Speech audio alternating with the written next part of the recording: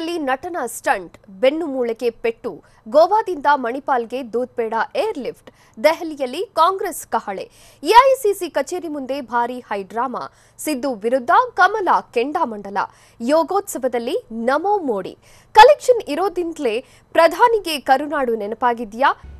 Stunt ಮಾಡೋಕೆ ಹೋಗಿ ನಟ ದಿಗಂತ್ ಎಡಪಟ್ಟು, ಬೆನ್ನು ಮೂಳೆಗೆ ಬಿತ್ತು ಪೆಟ್ಟು, ಗೋವಾದಿಂದ ಬೆಂಗಳೂರಿಗೆ ಏರ್ ಲಿಫ್ಟ್ ಆಗಿದ್ದೇ ರೋಚಕ, ವಿದ್ಯಾರ್ಥಿಗಳಿಗಾಗಿ ಬಂದಿದೆ ಎಜುಕೇಷನ್ ಎಕ್ಸ್ಪೋ. ಈ ಕುರಿತು ನೋಡೋಣ ಬೆಂಗಳೂರು ನ್ಯೂಸ್ ಎಕ್ಸ್‌ಪ್ರೆಸ್‌ನಲ್ಲಿ.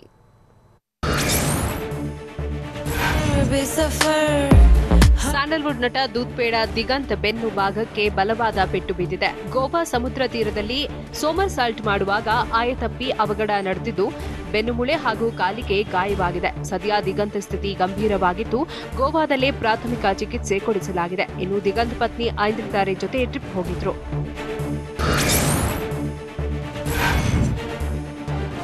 ಇನ್ನು ದಿಗಂತ್ಗೆ ಗಂಭೀರವಾಗಿ ಗಾಯವಾಗಿದ್ದರಿಂದ ಏರ್ ಲಿಫ್ಟ್ ಮಾಡಲಾಗಿದೆ.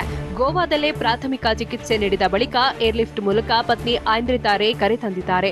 ಬೆಂಗಳೂರಿನ ಮಣಿಪಾಲ ಆಸ್ಪತ್ರೆಯಲ್ಲಿ ದಿಗಂತ್ಗೆ ಚಿಕಿತ್ಸೆ ಕೊಡಿಸಲಾಗುತ್ತಿದೆ. ಅಲ್ಲದೆ ದಿಗಂತ್ ಬೆನ್ನು ಮೂಳೆ ಕಾಲಿನ ಭಾಗಕ್ಕೆ ಪೆಟ್ಟಾಗಿದ್ದು ಮಣಿಪಾಲ ಆಸ್ಪತ್ರೆ ಪಿಆರ್ಒ ಹಫೀಜ್ ಈ ಬಗ್ಗೆ ಮಾಹಿತಿ ನೀಡಿದ್ದಾರೆ.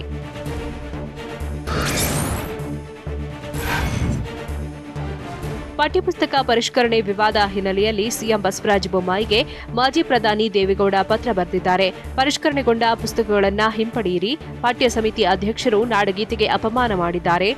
ಇದು ರಾಷ್ಟ್ರಕವಿ ಕುವೆಂಪು ಅವರಿಗೆ ಮಾಡಿದ ಅವಮಾನ. ಸಂವಿಧಾನ ಶಿಲ್ಪಿ ಅಂಬೇಡ್ಕರ್ ಅವರನ್ನು ಹಂಗಿಸಿದ್ದಾರೆ. ಪಠ್ಯ ಪರಿಷ್ಕರಣೆಯಲ್ಲಿ ಇಂತಹ ಅನೇಕ ತಪ್ಪುಗಳು ಇವೆ. ಕೂಡಲೇ ಇದನ್ನ ಹಿಂಪಡೆದು ಹಳೆ ಪಠ್ಯ ಮುಂದುವರಿಸಿ ಅಂತ ಪತ್ರದ ಮೂಲಕ ಸಿಎಂಗೆ ದೇವೇಗೌಡರು ಮನವಿ ಮಾಡಿದ್ದಾರೆ.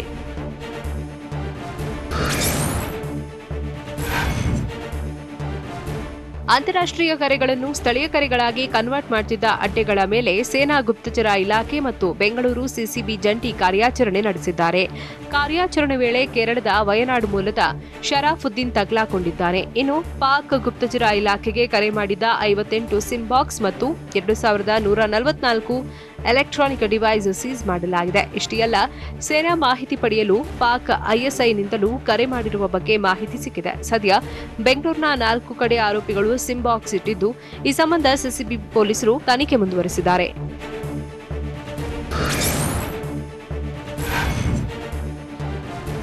ಬೆಂಗಳೂರು ನಗರದ ಬಿಟಿಎಂ ಲೇಔಟ್ನಲ್ಲಿ ಬ್ಯಾಟರಿ ಕಳ್ಳರು ಕೈಚಳಕ ತೋರಿಸಿದ್ದಾರೆ. ಒಂದೇ ದಿನ 20ಕ್ಕೂ ಹೆಚ್ಚು ದ್ವಿಚಕ್ರ ವಾಹನದ ಬ್ಯಾಟರಿಗಳನ್ನು ಕಳ್ಳತನ ಮಾಡಿದ್ದಾರೆ. ಇಬ್ಬರೇ ಆಕ್ಟಿವಾ ವಾಹನದಲ್ಲಿ ಬಂದು ಬೈಕ್ ಬ್ಯಾಟರಿಗಳನ್ನು ಕಳ್ಳತನ ಮಾಡಿದ್ದಾರೆ. ಅದು ಕೂಡ ಬುಲೆಟ್ ಮತ್ತು ಪಲ್ಸರ್ ಬೈಕ್ ಬ್ಯಾಟರಿಗಳೇ ಇವರ ಟಾರ್ಗೆಟ್ ಆಗಿದೆ. ಇಂಟ್ರೆಸ್ಟಿಂಗ್ ಅಂದ್ರೆ 5 ರಿಂದ 10 ಸೆಕೆಂಡ್ಗಳಲ್ಲಿ ಬೈಕ್ ಬ್ಯಾಟರಿಗಳನ್ನು ಕದ್ದು ಪರಾರಿಯಾಗಿದ್ದಾರೆ. ಸದ್ಯ ಬೈಕ್ನ ಬ್ಯಾಟರಿ ಕಳ್ಳತನ ಮಾಡುತ್ತಿರುವ ದೃಶ್ಯ ಸಿಸಿ ಕ್ಯಾಮೆರಾದಲ್ಲಿ ಸೆರೆಯಾಗಿದ್ದು ಪೊಲೀಸರು ತನಿಖೆ ಮಾಡುತ್ತಿದ್ದಾರೆ.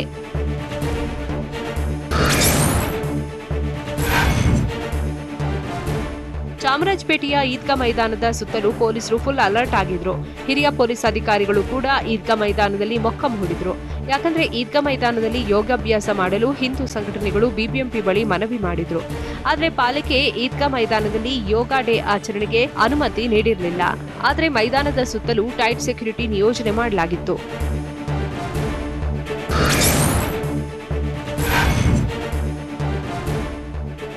ನಿಮ್ಮೆಲ್ಲರ ನೆಚ್ಚಿನ ಟಿವಿ9 ವತಿಯಿಂದ ವಿದ್ಯಾರ್ಥಿಗಳ ಭವಿಷ್ಯಕ್ಕೆ ಅನುಕೂಲವಾಗಲೆಂದು ಮತ್ತೆ ಎಜುಕೇಷನ್ ಎಕ್ಸ್ಪೋ ಆಯೋಜಿಸಲಾಗಿದೆ. ಬೆಂಗಳೂರಿನ ಅರಮನೆ ಮೈದಾನದ ತ್ರಿಪುರವಾಸಿನಿ ಹಾಲ್ನಲ್ಲಿ ಇದೇ ಜೂನ್ 24, 25 ಹಾಗೂ 26ರಂದು ಟಿವಿ9 ಎಜುಕೇಷನ್ ಎಕ್ಸ್ಪೋ ನಡೆಯಲಿದೆ. ಹೀಗಾಗಿ ವಿದ್ಯಾರ್ಥಿಗಳು ಹಾಗೂ ಪೋಷಕರು ಎಕ್ಸ್ಪೋಗೆ ವಿಸಿಟ್ ಕೊಟ್ಟು ಸಿಕ್ಕಿರೋ ಅದ್ಭುತ ಅವಕಾಶವನ್ನ ಸದುಪಯೋಗಪಡಿಸಿಕೊಳ್ಳಿ. ಯಾವ ಕೋರ್ಸ್ಗೆ ಸೇರಬೇಕು ಅಂತ ಕನ್ಫ್ಯೂಸ್ ಆಗಿದ್ದ ವಿದ್ಯಾರ್ಥಿಗಳು ಇಲ್ಲಿಗೆ ವಿಸಿಟ್ ಕೊಟ್ಟು ಸಮಸ್ಯೆಗೆ ಪರಿಹಾರ ಕಂಡುಕೊಳ್ಳಿ.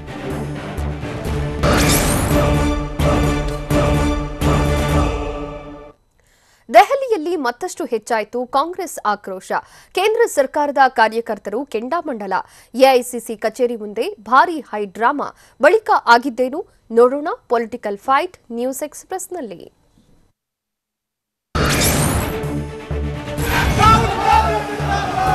ಕೇಂದ್ರ ಸರ್ಕಾರದ ಧೋರಣೆ ಖಂಡಿಸಿ ಕಾಂಗ್ರೆಸ್ನಿಂದ ಭಾರೀ ಪ್ರತಿಭಟನೆ ನಡೆಸಲಾಯಿತು. ರಾಹುಲ್ಗೆ ಇಡಿ ವಿಚಾರಣೆ ಮತ್ತು ಕೇಂದ್ರ ಸರ್ಕಾರದ ನೂತನ ಅಗ್ನಿಪಥ್ ಯೋಜನೆ ವಿರೋಧಿಸಿ ಎಐಸಿಸಿ ಕಚೇರಿ ಎದುರು ಯುವ ಕಾಂಗ್ರೆಸ್ ಕಾರ್ಯಕರ್ತರು ಧರಣಿ ನಡೆಸಿದರು. ಕೇಂದ್ರ ಸರ್ಕಾರದ ವಿರುದ್ಧ ಧಿಕ್ಕಾರ ಕೂಗಿ ಆಕ್ರೋಶ ಹೊರಹಾಕಿದ ಕಾಂಗ್ರೆಸ್ ಕಾರ್ಯಕರ್ತರು ಚೌಕಿದಾರ್ ಚೋರ್ ಹೈ ಅಂತ ಘೋಷಣೆ ಕೂಗಿದ್ರು. ಅಲ್ಲದೆ ಪ್ರತಿಭಟನಾಕಾರರ ಮೇಲೆ ಪೊಲೀಸರ ದೌರ್ಜನ್ಯಕ್ಕೆ ಖಂಡನೆ ವ್ಯಕ್ತಪಡಿಸಿದಂತ ಕಾರ್ಯಕರ್ತರು ಬ್ಯಾರಿಕೇಡ್ಗಳ ಮೇಲೇರಿ ಮಹಿಳಾ ಕಾರ್ಯಕರ್ತರು ಘೋಷಣೆ ಕೂಗಿದ್ರು.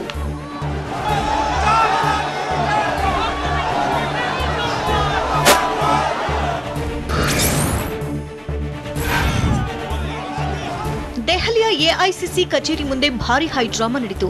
ಕೇಂದ್ರ ಸರ್ಕಾರದ ವಿರುದ್ಧ ಕಾಂಗ್ರೆಸ್ ಪಡೆ ರೋಷಾವೇಶ ಹೊರಹಾಕಿತು. ರಾಹುಲ್ ಗಾಂಧಿಗೆ ಇಡಿ ವಿಚಾರಣೆ ಖಂಡಿಸಿ ಭಾರೀ ಹೋರಾಟ ನಡೆಸಿದ ಕಾರ್ಯಕರ್ತರು ಕೇಂದ್ರ ಸರ್ಕಾರದ ವಿರುದ್ಧ ಘೋಷಣೆ ಕೂಗಿದ್ರು. ಪ್ರತಿಭಟನೆಗೆ ಡಿಕೆಶಿ ಸಂಸದ ಡಿಕೆ ಸುರೇಶ್ ಸಾಥ್ ನೀಡಿದ್ದು, ಯುವ ಕಾಂಗ್ರೆಸ್ ಅಧ್ಯಕ್ಷ ಬಿವಿ ಶ್ರೀನಿವಾಸ್ ಕೂಡ ಭಾಗಿಯಾಗಿದ್ದಾರೆ. ಪ್ರತಿಭಟನೆ ವೇಳೆ ಮಹಿಳಾ ಕಾರ್ಯಕರ್ತರು ಹಾಗೂ ಪೊಲೀಸರ ನಡುವೆ ವಾಗ್ವಾದ ನಡೆಯಿತು. ಈ ವೇಳೆ ಕಾರ್ಯಕರ್ತರು ಚೌಕಿದಾರ್ ಚೋರ್ ಹೈ ಅಂತ ಕಾರ್ಯಕರ್ತರು ಘೋಷಣೆ ಕೂಗಿದ್ರು.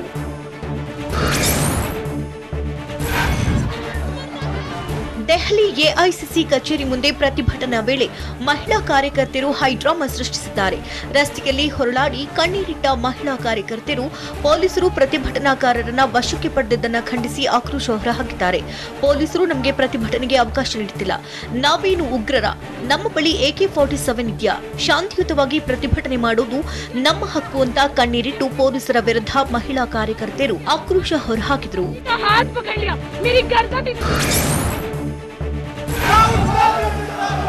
ಪೊಲೀಸರನ್ನ ಬಳಸಿ ನಮ್ಮ ಹೋರಾಟವನ್ನ ಹತ್ತಿಕ್ತಾ ಇದ್ದಾರೆ ಅಂತ ದೆಹಲಿಯಲ್ಲಿ ಯುವ ಕಾಂಗ್ರೆಸ್ ಅಧ್ಯಕ್ಷ ಶ್ರೀನಿವಾಸ್ ಹೇಳಿದ್ದಾರೆ.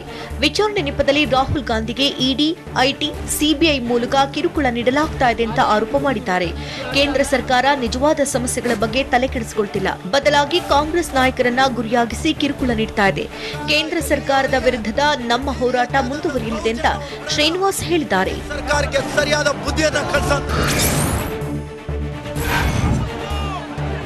ಪ್ರಜಾಪ್ರಭುತ್ವದಲ್ಲಿ ಪ್ರತಿಭಟನೆ ಮಾಡುವ ಹಕ್ಕು ಸಂವಿಧಾನ ನೀಡಿದೆ ಅಂತ ಕೆಪಿಸಿಸಿ ಅಧ್ಯಕ್ಷ ಡಿಕೆ ಶಿವಕುಮಾರ್ ಹೇಳಿದ್ದಾರೆ. ದೆಹಲಿಯಲ್ಲಿ ಮಾತನಾಡಿದಂತ ಅವರು, ಕೇಂದ್ರ ಸರ್ಕಾರ ಪೊಲೀಸರ ಮೂಲಕ ಪ್ರತಿಭಟನೆ ಹತ್ತಿಕ್ಕುವ ಕೆಲಸ ಮಾಡುತ್ತಿದೆ. ಆದರೆ ಗಾಂಧಿ ಕುಟುಂಬಕ್ಕೆ ಬೆಂಬಲ ನೀಡಲು ಅನೇಕರು ಬಂದಿದ್ದಾರೆ. ಕಾಂಗ್ರೆಸ್ ಕಾರ್ಯಕರ್ತರು ದೆಹಲಿಗೆ ಆಗಮಿಸಿದ್ದಾರೆ. ತಕ್ಷಣ ಸರ್ಕಾರ ಇಡಿ ವಿಚಾರಣೆಯನ್ನ ನಿಲ್ಲಿಸಬೇಕು ಅಂತ ಡಿಕೆ ಶಿವಕುಮಾರ್ ಆಗ್ರಹಿಸಿದ್ದಾರೆ.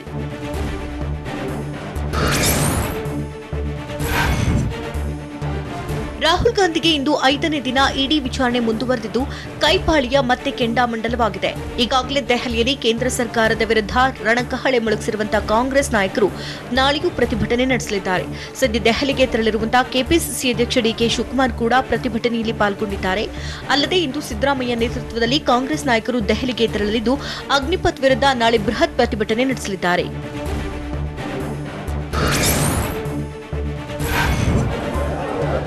ರಾಷ್ಟ್ರ ರಾಜಧಾನಿ ದೆಹಲಿ ನಾಳೆ ಕೈಸಮರಕ್ಕೆ ಸಾಕ್ಷಿಯಾಗಲಿದೆ. ದೇಶದಲ್ಲಿ ಈಗಾಗಲೇ ಅಗ್ನಿಪಥ್ ವಿರುದ್ಧ ಭಾರೀ ಪ್ರತಿಭಟನೆ ವ್ಯಕ್ತವಾಗಿದ್ದು, ಇದು ಕಾಂಗ್ರೆಸ್ ಪಾಲಿಗೆ ಅಸ್ತ್ರ ಸಿಕ್ಕಂತಾಗಿದೆ. ನಾಳೆ ದೆಹಲಿಯಲ್ಲಿ ಕಾಂಗ್ರೆಸ್ ನಾಯಕರು ಪ್ರತಿಭಟನೆ ನಡೆಸಲು ಪ್ಲಾನ್ ಮಾಡಿಕೊಂಡಿದ್ದು, ದೇಶದ ಎಲ್ಲಾ ಕಾಂಗ್ರೆಸ್ ಶಾಸಕರು, ಪರಿಷತ್ ಸದಸ್ಯರಿಗೆ ದೆಹಲಿಗೆ ಬುಲಾವ್ ನೀಡಲಾಗಿದೆ. ಕೇಂದ್ರದ ವಿರುದ್ಧ ಹೋರಾಟ ನಡೆಸಲು ಮಾಸ್ಟರ್ ಪ್ಲಾನ್ ರೂಪಿಸಿರುವಂತಹ ಕಾಂಗ್ರೆಸ್ ನಾಯಕರು ಶಕ್ತಿ ಪ್ರದರ್ಶನಕ್ಕೆ ಮುಂದಾಗಲಿದ್ದಾರೆ ಎನ್ನಲಾಗಿದೆ.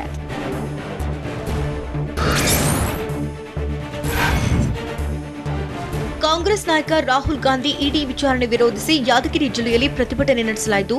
ಯಾದಗಿರಿ ಜಿಲ್ಲೆಯ ಗುರುಮಠಕಲ್ ಪಟ್ಟಣದಲ್ಲಿ ಪ್ರತಿಭಟನೆ ನಡೆಸಿದ್ದ ಕೈ ಕಾರ್ಯಕರ್ತರು ಕೇಂದ್ರ ಸರ್ಕಾರದ ವಿರುದ್ಧ ಪ್ರತಿಭಟನೆ ನಡೆಸಿದರು. ಪಟ್ಟಣದ ತಹಶೀಲ್ದಾರ್ ಕಚೇರಿ ಬಳಿ ಪ್ರತಿಭಟನೆ ನಡೆಸಿದ್ದ ಕೈ ಕಾರ್ಯಕರ್ತರು ಕೇಂದ್ರ ಸರ್ಕಾರ ತನ್ನ ಅಧಿಕಾರ ದುರ್ಬಳಕೆ ಮಾಡಿಕೊಳ್ತಾ ಇದೆ ಅಂತ ಆಕ್ರೋಶ ಹೊರಹಾಕಿದರು.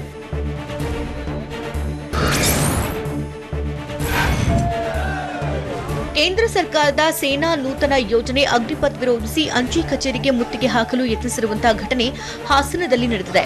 ನಗರದ ಹೇಮಾವತಿ ಪ್ರತಿಮೆ ಬಳಿಯಿಂದ ಯುವ ಕಾಂಗ್ರೆಸ್ ಕಾರ್ಯಕರ್ತರು ಪ್ರತಿಭಟನಾ ಮೆರವಣಿಗೆಯಲ್ಲಿ ತೆರಳಿ ಬಳಿಕ ಅಂಚೆ ಕಚೇರಿಯನ್ನ ಮುತ್ತಿಗೆ ಹಾಕಲು ಯತ್ನಿಸಿದ್ದಾರೆ. ಪ್ರತಿಭಟನಾಕಾರರನ್ನ ತಡೆದಂತಹ ಪೊಲೀಸರು ಯುವ ಕಾಂಗ್ರೆಸ್ ಕಾರ್ಯಕರ್ತರನ್ನ ವಶಕ್ಕೆ ಪಡೆದಿದ್ದಾರೆ.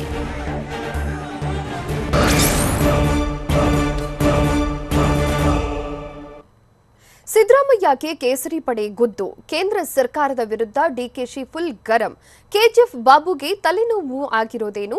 ಈ ಕುರಿತು ನೋಡೋಣ ಟಾಕ್ ವಾರ್ ನ್ಯೂಸ್ ಎಕ್ಸ್‌ಪ್ರೆಸ್‌ನಲ್ಲಿ.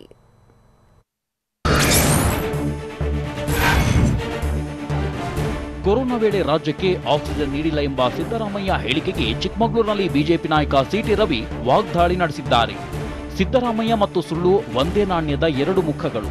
ಸತ್ಯ ಮತ್ತು ಸಿದ್ದರಾಮಯ್ಯ ಎಣ್ಣೆ ಸೀಗೆಕಾಯಿ ಇದ್ದಂತೆ. ಸುಳ್ಳು ಹೇಳುವುದರಲ್ಲಿ ಸಿದ್ದರಾಮಯ್ಯ ನಂಬರ್ 1. ಸುಳ್ಳು ಪ್ರಶಸ್ತಿ ನೀಡೋದಾದ್ರೆ ಸಿದ್ದರಾಮಯ್ಯಗೆ ನೀಡಬಹುದು ಅಂತ ತಿರುಗೇಟು ನೀಡಿದ್ರು.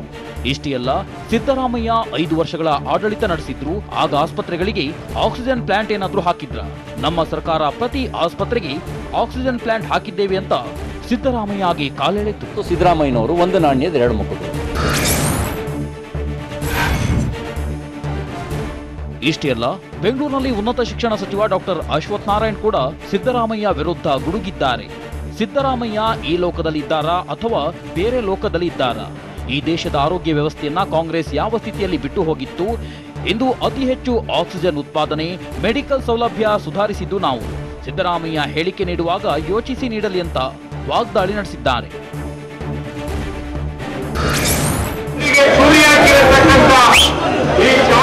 ಗುಬ್ಬಿ ಶಾಸಕ ಶ್ರೀನಿವಾಸ್ ಒಬ್ಬ ಪುಡಿ ರೌಡಿ ಅಂತ ತುಮಕೂರು ಜಿಲ್ಲೆ ಗುಬ್ಬಿಯಲ್ಲಿ ಎಂಎಲ್ಸಿ ಶರವಣ ವಾಗ್ದಾಳಿ ನಡೆಸಿದ್ದಾರೆ. ಶಾಸಕ ಶ್ರೀನಿವಾಸ್ ಪುಡಿ ರೌಡಿಗಿಂತ ಕೀಳಾಗಿ ಮಾತನಾಡುತ್ತಾರೆ. ಮುಂದಿನ ದಿನದಲ್ಲಿ ಶ್ರೀನಿವಾಸರನ್ನ ಗಡಿಪಾರು ಮಾಡಬೇಕು, ಅದು ಕೂಡ ಗುಬ್ಬಿ ಕ್ಷೇತ್ರದ ಜನರೇ ರಾಜಕೀಯವಾಗಿ ಗಡಿಪಾರು ಮಾಡಬೇಕು ಅಂತ ಶರವಣ ಸಿಟ್ಟು ಹೊರಹಾಕಿದ್ದಾರೆ.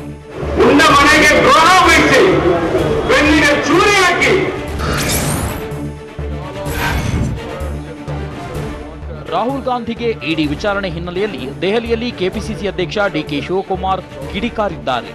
ಕೇವಲ 2 ಗಂಟೆ ವಿಚಾರಣೆ ಮಾಡಿ ಮುಗಿಸಬಹುದಾದ ಕೇಸ್ ಇದಾಗಿದೆ. ಹೀಗಿದ್ರೂ ಗಂಟೆಗಟ್ಟಲೆ ವಿಚಾರಣೆ ನಡೆಸಲಾಗಿದೆ.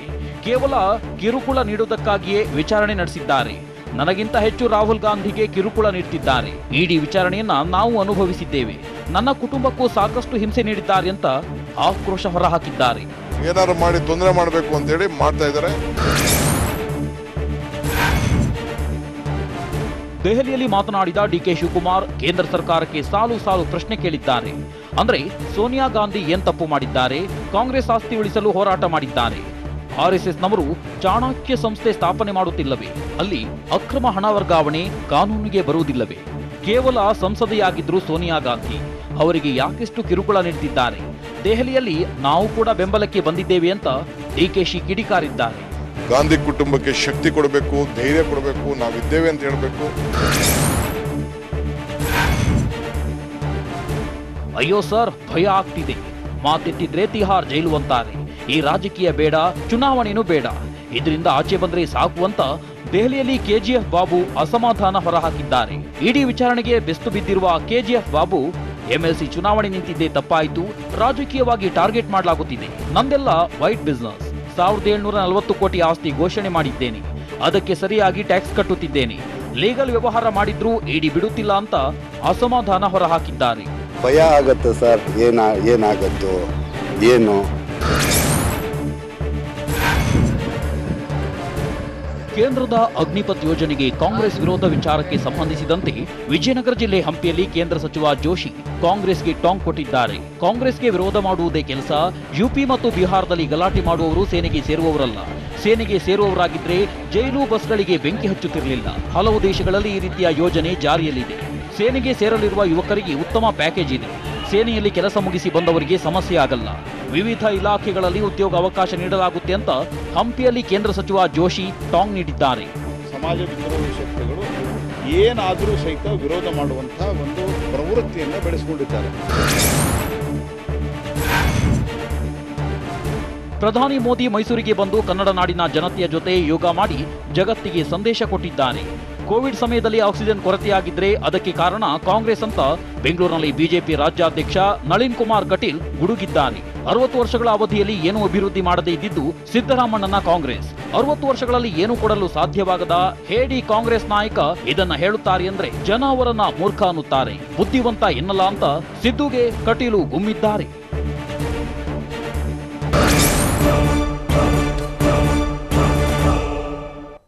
ಮೋದಿ ಆಗಮನದಿಂದ ಕಾಮಗಾರಿಗೆ ದಿಢೀರ್ ಕೋಟಿ ರಿಲೀಸ್. ಹಳೆ ಮೈಸೂರಿನಲ್ಲಿ ರಾಜಕೀಯ ಲೆಕ್ಕಾಚಾರ ಶುರುವಾಗಿದೆಯಾ? ರಾಜಮಾತೆಯಿಂದ ಮೋದಿಗೆ ಗಿಫ್ಟ್. ಐತಿಹಾಸಿಕ ಕ್ಷಣಕ್ಕೆ ಶತಶೃಂಗ ಪರ್ವತ ಸಾಕ್ಷಿ. ಈ ಕುರಿತು ನೋಡೋಣ ಮೋದಿ ಎಫೆಕ್ಟ್ ನ್ಯೂಸ್ ಟಾಪ್ 9ನಲ್ಲಿ.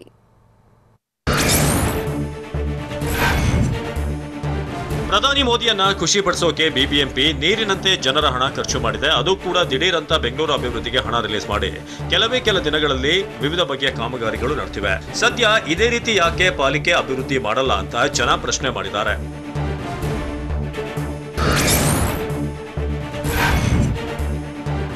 ಇನ್ನು ಮೋದಿ ಬೆಂಗಳೂರು ಭೇಟಿ ಕೊಡ್ತಿರೋದ್ರಿಂದ ರಸ್ತೆಗಳಿಗೆ ಟಾರ್ ಭಾಗ್ಯ ಸಿಕ್ಕಿದೆ. ₹1 ಅಲ್ಲ, ₹2 ಅಲ್ಲ, ಬರೋಬ್ಬರಿ 23 ಕೋಟಿ ಖರ್ಚು ಮಾಡಿ ಬಿಬಿಎಂಪಿ ಕಾಮಗಾರಿ ಮಾಡಿದೆ. ಬೆಂಗಳೂರಿನ ವಿವಿಧೆಡೆ 14 ಕಿಲೋಮೀಟರ್ ರಸ್ತೆ ಅಭಿವೃದ್ಧಿ ಸೇರಿದಂತೆ ಮೋದಿ ಸಂಚರಿಸುವ ರಸ್ತೆಗಳಲ್ಲಿ ರಸ್ತೆ ಡಾಂಬರೀಕರಣ ಆಗಿದೆ. ಜೊತೆಗೆ ಫುಟ್ಪಾತ್ ಸ್ಲ್ಯಾಬ್, ಬೀದಿ ದೀಪ ಅಳವಡಿಕೆ, ಮರಗಳ ರೆಂಬೆ ಕಟ್, ಚರಂಡಿ ಸ್ವಚ್ಛತೆಗೆ ಪಾಲಿಕೆಯಿಂದ ₹23 ಕೋಟಿ ಖರ್ಚು ಮಾಡಲಾಗಿದೆ.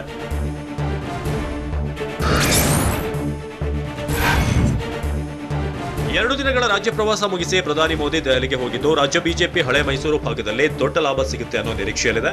ಅಂದ್ರೆ 2023ರ ವಿಧಾನಸಭಾ ಚುನಾವಣಾ ದೃಷ್ಟಿಯಿಂದ ಬಿಜೆಪಿ ಲೆಕ್ಕಾಚಾರ ಹಾಕಿದೆ. ಅಲ್ಲದೆ ಈ ಹಿಂದೆ ಹಳೆ ಮೈಸೂರು ಭಾಗದಲ್ಲಿ ಪಕ್ಷ ಸಂಘಟನೆಗೆ ಹೈಕಮಾಂಡ್ ಟಾಸ್ಕ್ ಕೊಡಲಾಗಿತ್ತು. ಕಳೆದ ಏಪ್ರಿಲ್ 1ರಂದು ಬೆಂಗಳೂರಿನಲ್ಲಿ ನಡೆದಿದ್ದ ರಾಜ್ಯ ಕೋರ್ ಕಮಿಟಿ ಸಭೆಯ ಬಳಿಕ ಹಳೆ ಮೈಸೂರು ಭಾಗದಲ್ಲಿ ಸಂಘಟನೆಗೆ ಅಮಿತ್ ಶಾ ನಿರ್ದೇಶನ ನೀಡಿದ್ರು. ಅರಮನೆ ನಗರಿ ಮೈಸೂರಿನಲ್ಲಿ ಯೋಗೋತ್ಸವ ಹೇಗಿತ್ತು? ಪ್ರಧಾನಿ ಮೋದಿ ಯೋಗ ಸಂದೇಶದಲ್ಲಿ ಹೇಳಿದ್ದೇನು? ಮೋದಿ ಉಪಹಾರದ ಮೆನು ಹೇಗಿತ್ತು? ನೋಡೋಣ ಮೋದಿ ಯೋಗ ನ್ಯೂಸ್ ಎಕ್ಸ್‌ಪ್ರೆಸ್‌ನಲ್ಲಿ.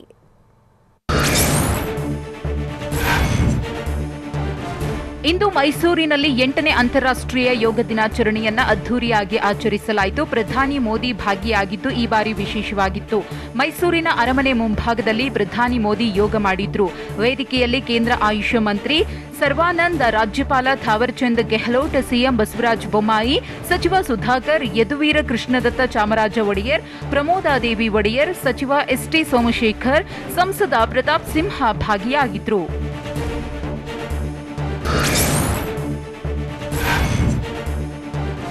ಮೈಸೂರು ಯೋಗ ಸಮಾವೇಶದಲ್ಲಿ ಪಾಲ್ಗೊಂಡ ಮೋದಿ ಯೋಗ ಸಂದೇಶ ಸಾರಿದ್ರು. ನಮ್ಮೆಲ್ಲರ ಜೀವನಕ್ಕೆ ವಿಶ್ವಾಸ ನೀಡುತ್ತಿರುವುದೇ ಯೋಗ.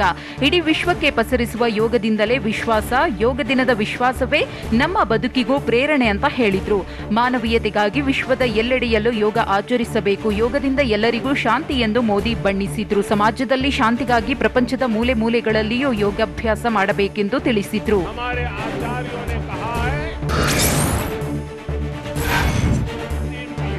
ಪ್ರಧಾನಿ ಮೋದಿ ಯೋಗ ಸಮಾವೇಶದಲ್ಲಿ ಮೈಸೂರನ್ನ ಕೊಂಡಾಡಿದ್ರು. ಜನತೆಯನ್ನ ಬೆಸೆಯುವ ದೇಶದ ಸಂಪರ್ಕಕ್ಕೆ ಯೋಗವೇ ಮೂಲ ಅಂತ ಪ್ರಧಾನಿ ಮೋದಿ ತಿಳಿಸಿದ್ರು. ನಮ್ಮೆಲ್ಲರ ಆತ್ಮಸಾಕ್ಷಿಯನ್ನ ಎಚ್ಚರಿಸುತ್ತಿರುವುದು ಇದೇ ಯೋಗ. ದೇಶದ ಅಮೃತ ಮಹೋತ್ಸವ ಸಂದರ್ಭದಲ್ಲಿ ಇದು ಸುದಿನ. ದೇಶದ ಸಾಂಸ್ಕೃತಿಕ ನಗರಿ ಮೈಸೂರಿನಲ್ಲೀಗ ಯೋಗೋತ್ಸವ ಎಂದು ಮೈಸೂರಿನ ಸಾಂಸ್ಕೃತಿಕ ಐತಿಹಾಸಿಕತೆಯನ್ನ ವರ್ಣಿಸಿದ್ರು.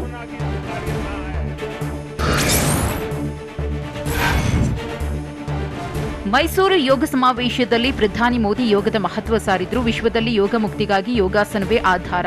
ನಮ್ಮೆಲ್ಲರ ಆರೋಗ್ಯ ಸುಧಾರಣೆಗಾಗಿ ಯೋಗ ಪ್ರಯೋಗ ಮಾಡಲೇಬೇಕು. ನಮ್ಮೆಲ್ಲರಿಗೂ ಈಗ ಯೋಗ ಜೀವನ ಮಾತ್ರವೇ ಅಲ್ಲ, ಎಲ್ಲರಿಗೂ ಯೋಗವೇ ಜೀವನ ಅಂತ ಮೋದಿ ಅಭಿಪ್ರಾಯಪಟ್ಟರು.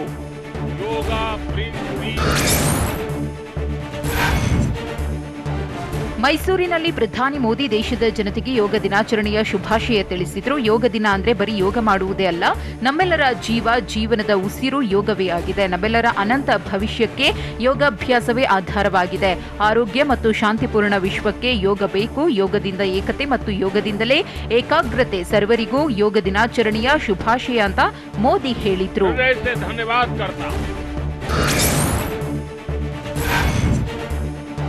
ಮೈಸೂರು ಅರಮನೆ ಮುಂಭಾಗದಲ್ಲಿ ನಡೆದ ಯೋಗೋತ್ಸವದಲ್ಲಿ ಭಾಗಿಯಾಗಿದ್ದ ಸಿಎಂ ಬಸವರಾಜ ಬೊಮ್ಮಾಯಿ ಯೋಗ ಕಾರ್ಯಕ್ರಮದ ಬಗ್ಗೆ ಮೆಚ್ಚುಗೆಯ ಮಾತುಗಳನ್ನಾಡಿದ್ರು. ಪ್ರಧಾನಮಂತ್ರಿಗಳು ಮೈಸೂರನ್ನ ಅಂತಾರಾಷ್ಟ್ರೀಯ ನಕ್ಷೆಯಲ್ಲಿ ತಂದಿದ್ದಾರೆ. ಯೋಗದಿಂದ ಜಗತ್ತನ್ನ ಒಂದುಗೂಡಿಸಿದ್ದಾರೆ ಅಂತ ಹೇಳಿದ್ರು. ಕಾರ್ಯಕ್ರಮ ಯಶಸ್ವಿಯಾಗಲಿ ಅಂತ ಹಾರೈಸ್ತೇನೆ ಅಂತ ತಿಳಿಸಿದ್ರು. ಒಂದು ನಕ್ಷೆಯಲ್ಲಿ ಮೈಸೂರಿನ ಯೋಗ ಕಾರ್ಯಕ್ರಮದಲ್ಲಿ ಕೇಂದ್ರ ಸಚಿವ ಸೋನುವಾಲ್ ಕ್ಲೀನ್ ಸಿಟಿ ಮೈಸೂರನ್ನ ಹಾಡಿ ಹೊಗಳಿದ್ರು. ಭಾರತ ವಿಶ್ವಕ್ಕೆ ಒಂದು ಕೊಡುಗೆ ಕೊಟ್ಟಿದೆ. ಪ್ರತಿದಿನ ಯೋಗ ಮಾಡುವುದರಿಂದ ಜೀವನ ಬದಲಾಗುತ್ತೆ ಅಂತ ತಿಳಿಸಿದ್ರು. ಜೊತೆಗೆ ಯೋಗ ಕಾರ್ಯಕ್ರಮ ಆಯೋಜಿಸಿದ್ದಕ್ಕೆ ಕರ್ನಾಟಕ ಸಿಎಂ ಬಸವರಾಜ ಬೊಮ್ಮಾಯಿ ಅವರಿಗೆ ಧನ್ಯವಾದ ತಿಳಿಸಿದ್ರು. Now inhale, ವಿಜಯನಗರ ಜಿಲ್ಲೆಯ ಹಂಪಿಯಲ್ಲಿ ಯೋಗ ದಿನಾಚರಣೆ ಜೋರಾಗಿತ್ತು. ಹಂಪಿಯ ವಿರೂಪಾಕ್ಷ ದೇಗುಲದ ಆವರಣದಲ್ಲಿ ಕಾರ್ಯಕ್ರಮ ಆಯೋಜಿಸಿದ್ದು, ವಚನಾನಂದ ಶ್ರೀ ನೇತೃತ್ವದಲ್ಲಿ ಯೋಗಾಭ್ಯಾಸ ನಡೆಯಿತು. ಯೋಗ ಕಾರ್ಯಕ್ರಮದಲ್ಲಿ ಕೇಂದ್ರ ಸಚಿವ ಪ್ರಹ್ಲಾದ್ ಜೋಶಿ, ಪ್ರವಾಸೋದ್ಯಮ ಸಚಿವರಾದ ಆನಂದ್ ಸಿಂಗ್, ವಿಜಯನಗರ ಜಿಲ್ಲಾ ಉಸ್ತುವಾರಿ ಸಚಿವೆ ಶಶಿಕಲಾ ಜೊಲ್ಲೆ ಸೇರಿದಂತೆ ಹಲವರು ಭಾಗಿಯಾಗಿದ್ದರು. ಅಲ್ಲದೆ ಹಂಪಿಯ ಯೋಗ ಕಾರ್ಯಕ್ರಮಕ್ಕೆ 6,000ಕ್ಕೂ ಹೆಚ್ಚು ವಿದ್ಯಾರ್ಥಿಗಳು ಭಾಗಿಯಾಗಿದ್ದರು. ಜೊತೆಗೆ ಯೋಗದಲ್ಲಿ ಭಾಗಿಯಾಗುವವರಿಗೆ ಜಿಲ್ಲಾಡಳಿತ ಉಚಿತ ಬಸ್ ವ್ಯವಸ್ಥೆಯನ್ನ ಮಾಡಿತ್ತು.